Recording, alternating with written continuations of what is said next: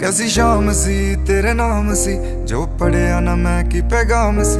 मैं हैरान सी नादान सी, किस गलों मेरी जां परेशान सी।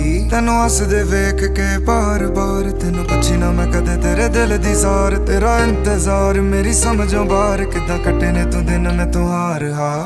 हाँ जो प्यार सी तेरा थोड़ा भी समझ ना पाया, मैं चला चला।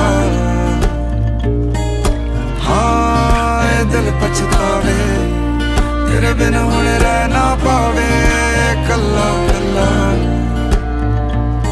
हुण क्यों अफसोस होया, हुण की फायदा मिलना नी जे चाह चाह।